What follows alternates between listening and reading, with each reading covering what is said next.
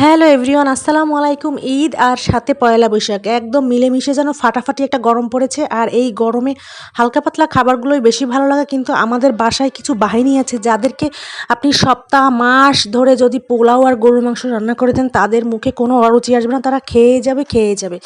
তো আমি আর সেটা পারলাম না সহ্য করতে, তাই আমি আজকে মাছ রান্না করেছি। আর ঈদে গরুর মাংস কেনার সাথে এই মাছটা কেনা হয়েছিল, মাছটা ফ্রিজে রেখে দিয়েছিলাম, আজকে বের করে রান্না করতেছি। তো এখানে আমি পেঁয়াজ, রসুন, গোটা জিরে, হলুদ, মরিচ আর লবণ, সাথে লাল টুকটুকে একটু টমেটো দিয়েছি। দিয়ে এবার সয়াবিন তেল দিয়ে ভালোভাবে হাত দিয়ে মাখিয়ে নিচ্ছি। কোনো প্রকারে বাটা মশলা ব্যবহার করি নাই। আর দিয়ে দিলাম এখানে লম্বা লম্বা করে চিকন করে কেটে আলুটাও মাখিয়ে এবার অল্প একটু পানি দিয়ে আমি মশলাটা সুন্দরভাবে কষিয়ে নিব।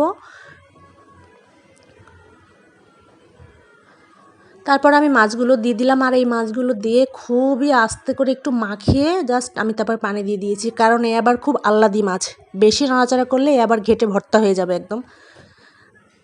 তো এই যে পানি দিয়ে দিলাম, দিয়ে একটু আস্তে আস্তে করে নেড়ে জাস্ট আর নাড়বো না, আমি খুন্তি এখানে আর ব্যবহারই করব না। তারপরে আমি আস্তে আস্তে করে এটা ঢাকনা দিয়ে কিছুক্ষণের জন্য রান্না করে নিব।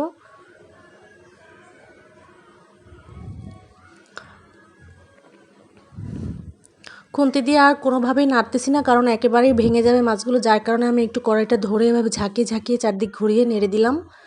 আর এই যে ধনিয়া পাতা দিয়ে দিলাম। রান্না কিন্তু অলমোস্ট হয়ে গিয়েছে, এটা একটা মাখা মাখা হালকা ঝোল তরকারি হবে।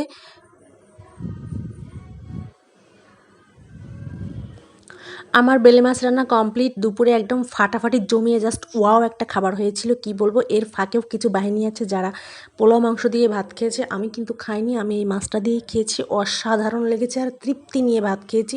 আপনাদের যাদের গরুর মাংস আর পোলাও খেতে ভালো লাগছে না, তারা এরকম একটু ছোট্টখাট্ট অল্প একটু তরকারি রান্না করে পেট ভরে ভাত খেয়ে নেন, জাস্ট শান্তি আর শান্তি। সবাই ভালো থাকবেন, আল্লাহ হাফেজ।